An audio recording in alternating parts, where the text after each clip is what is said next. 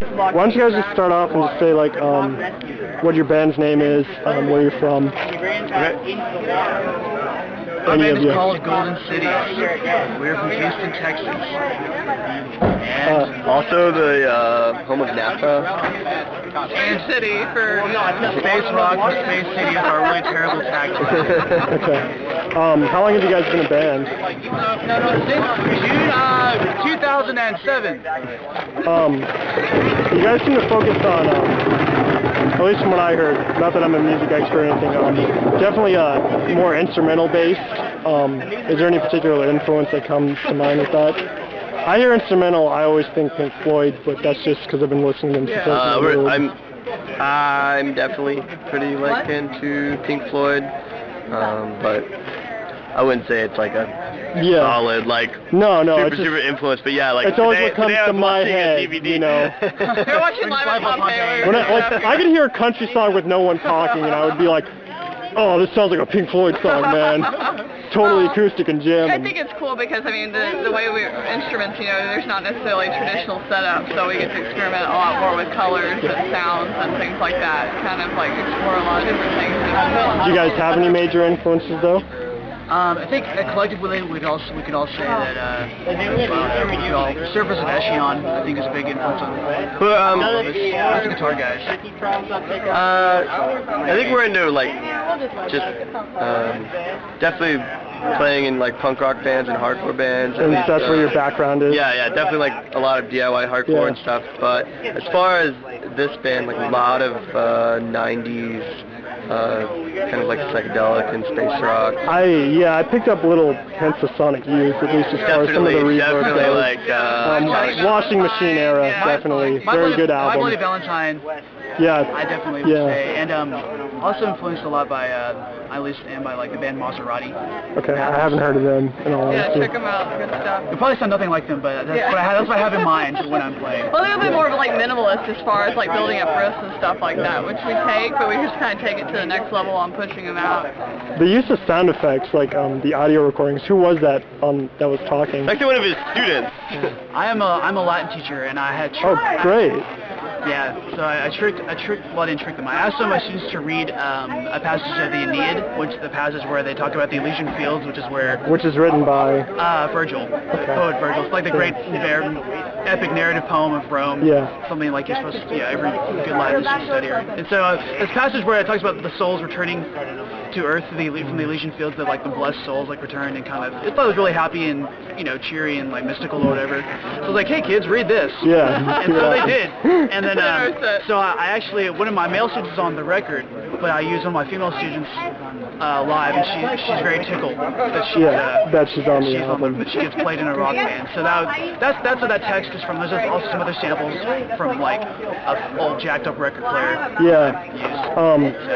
The use of audio in the actual songs, to me, what I've seen it from, at least in a live performance setting, has been actually from hardcore and metal bands. So is that where that's kind of influenced from? I see a lot of, at least the straight edge bands I've seen here, because we're all separated by scenes in Greensboro, a lot of audio effects and that kind of thing. Or even with metal, we'll have guitar, someone will come in and play the guitar live, and then the bass will all be done by the computer. So is that where that was kind of influenced by? Well, I would say that, Lance does a lot of improv and noise in general, so I really wanted a way for him to bring some of that into the band. But as far as samples are concerned, we try to stay away from samples from anything that's commercial made. Or well-known. Yeah. All of our samples are stuff that we have put together in one way or another. I can speak to that real simply. Real simply is my interest in the improvisation and noise is using non-musical sounds in music.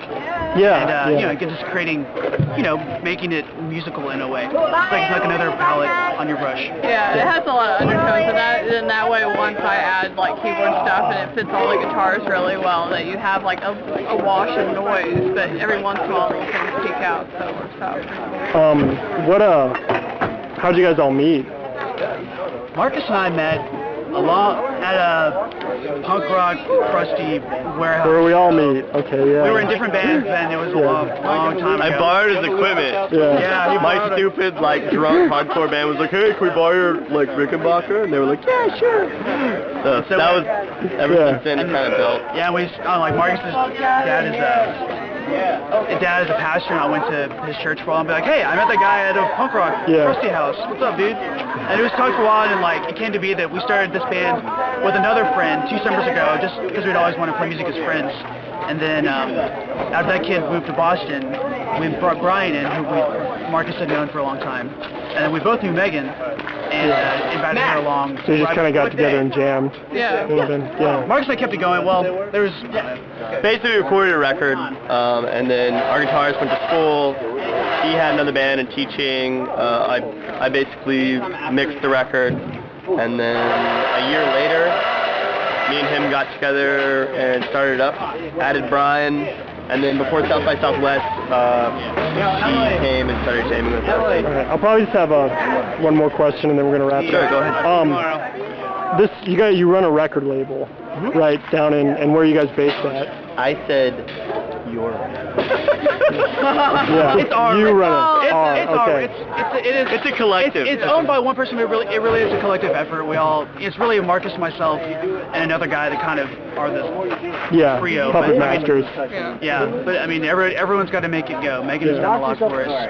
For all the bands. What's been, at least me, what little DIY things I've done, like takes years to do something simple. What's the hardest part of running a label?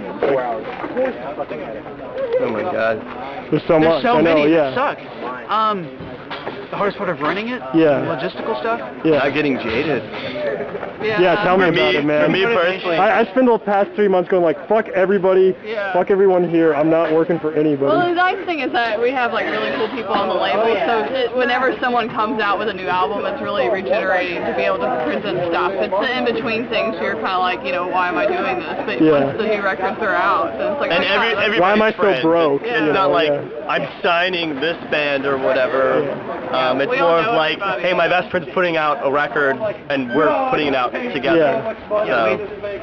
We had talked to some other people, like we all, like within this band there's like 5 or 6 other bands subsist. And most of us have the same practice space. And again, it's like, especially I think with the way the economy is and the way music industry before that was changing, I think it makes a little bit more sense to do things DIY and to do it, not to just reject the profit motive, but be like, well, it's probably not going to make money. If it breaks even, that's cool. At the end of the day, when I'm done, I'll say, I didn't waste my life. I didn't give up on my dream to do what I wanted, the way I wanted, with people I care about.